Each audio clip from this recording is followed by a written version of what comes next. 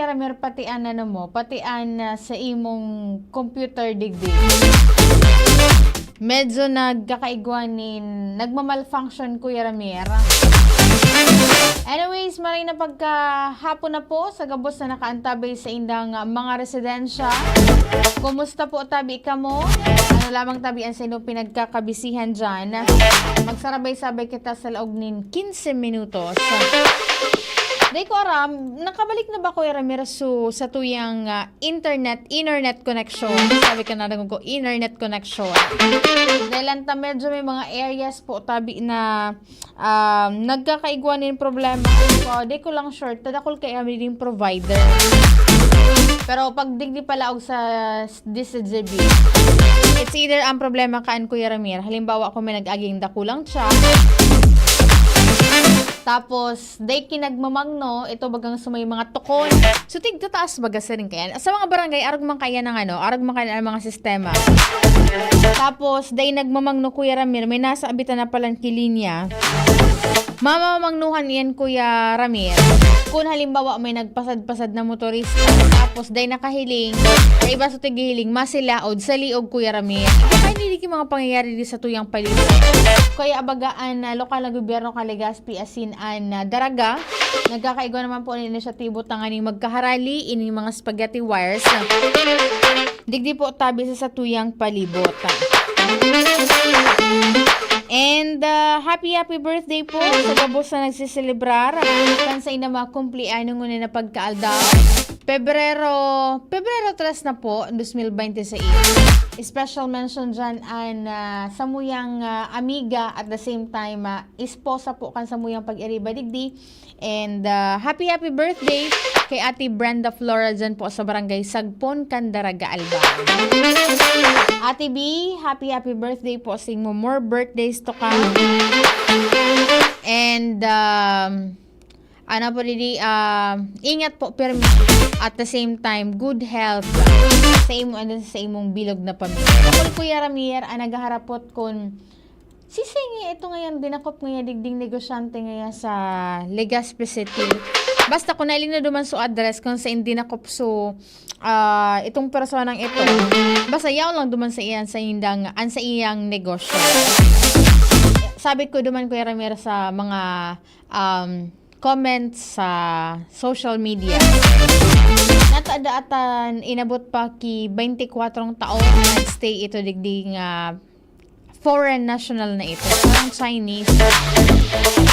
And tigbalo taman ko taan na may makahuron dyan sa Bureau of Immigration dalantasinda su lead unit kaitong su operasyon kasuhapon sabi ninda wala pa sindanin personang pwedeng makapa-interview mga anong oras na ba yan? Maalauna na. And sabi ninda, so nakaon ko duman kasubago, ang nag-operate ka ito. Pati sinda nakikita kasi rin kayo ng mga pangyari di sa tuyang paligid. And sabi nga niya sa comment section, baka nga mas may dakol pang mga personang araw kain nila di sa tuyang paligid. Na day taarang under surveillance na ba iyan?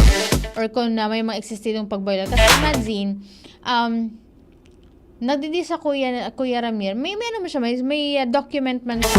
Pero na certain na kaso niya itong pamimeke po nin mga dokumento, imagine, para makakuha ka ni driver's license. Tig-claim na siya po ang sarong Filipino, ang sa kuya ngayang nationality, sarong ngayang Filipino. Tapos kan nagparehistro tadakul apuan sa iyang negosyo digdi sa tuyang palibot. Nagano pa Kuya Ramir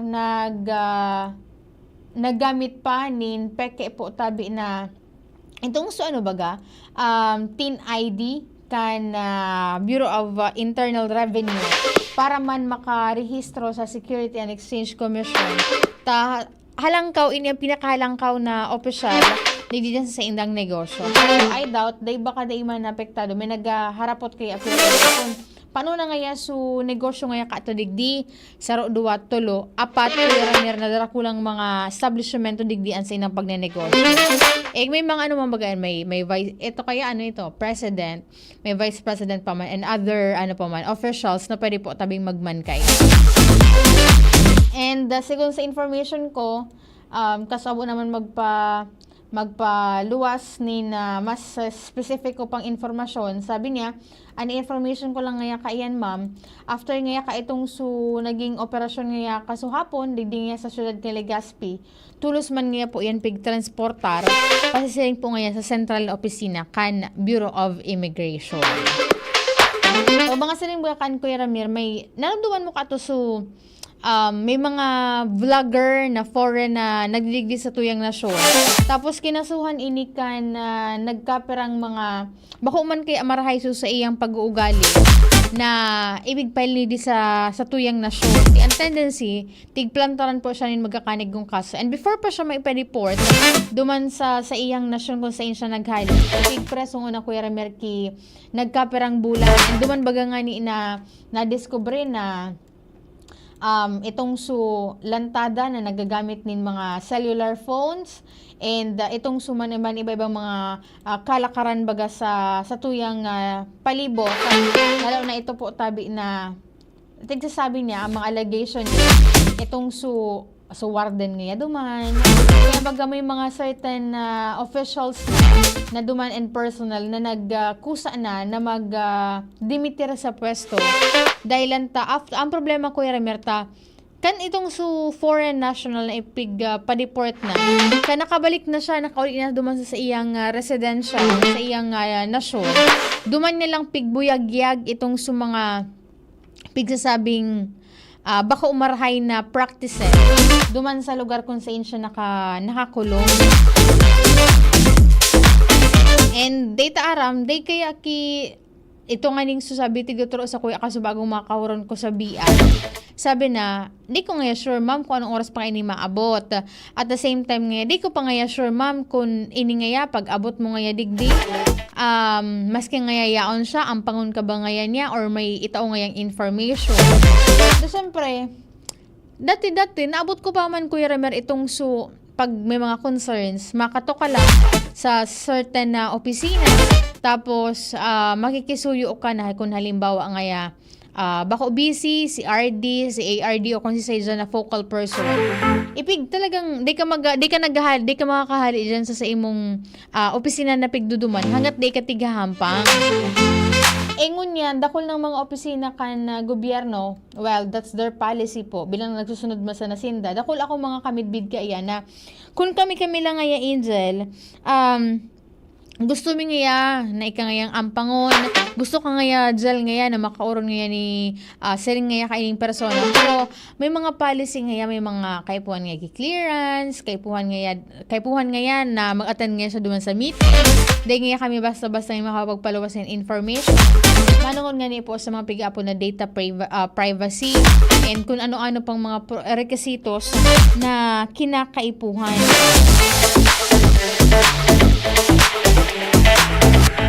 Kaya, di naman mabasol ang mga nagkakapera talaga yung mga amiga dahil iyan po tabi, ang polisiya, napigbababa man hali sa indang sentral na opisina.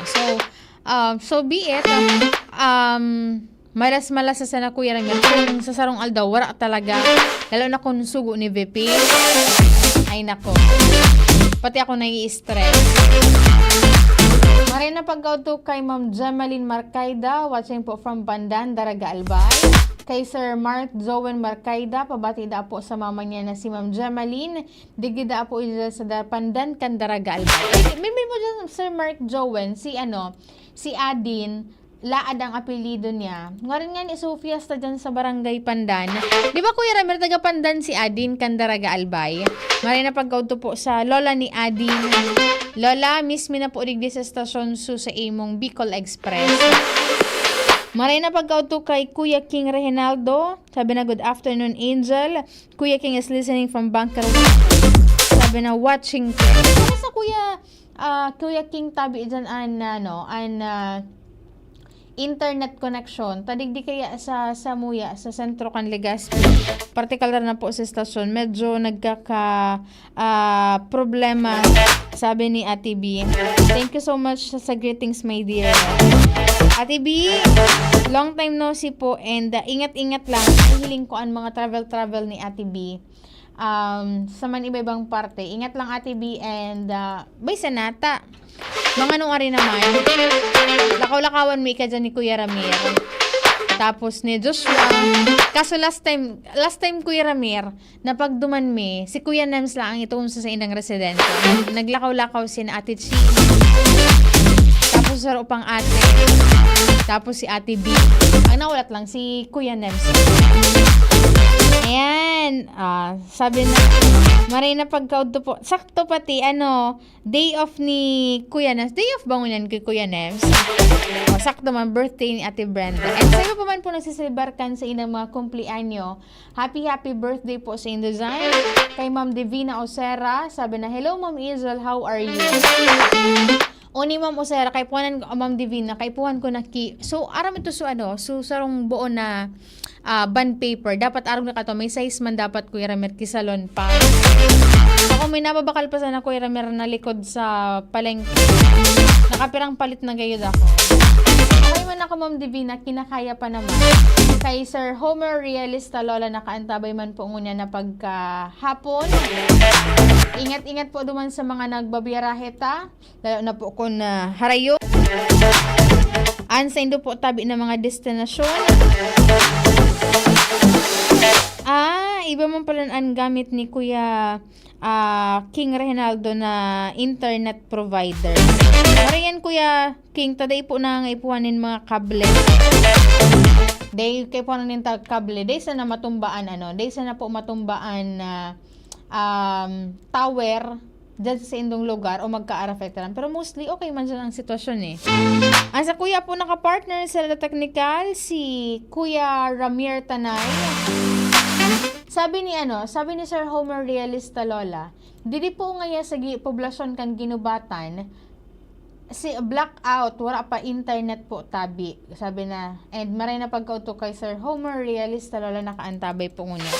Sa IT, si Jerome Nico Martinez. Ako po si Angel Mustaza. Bye-bye. Tuhod, siko, baywa, aray! Pag laging pasan ang sakit sa kasukasuan, sign na yan ng arthritis o joint deterioration. Karaniwan kapag nagkakaedad na, kailangan ng tibay at ginhawang makakapitan. Kaya ng artrisin yan. May undenatured type 2 collagen at methylsulfonyl methane na maaaring makatulong protektahan ang kalusugan ng kasukasuan. Make the right move. Uminom ng Artrisin araw-araw. Mabibili ang Artrisin sa mga leading drugstores nationwide. Mahalaga ang paalala, ang Artrisin ay hindi gamot at hindi maaaring gamitin panggamot sa anumang uri ng sakit. Inihahatod sa inyo kan Department of Environment and Natural Resources, Regional Office No. 5, ang programang Kapalibutan Ta at Tamanon Ta. Kapalibutan Ta at Tamanon Ta. Programang magtataonin informasyon asin kaaraman, manungod sa satuyang kapalibutan, asin sa mandato kan Department of Environment and Natural Resources. Sa tunghinanyugon, kada Huwebes alas 11 sa alas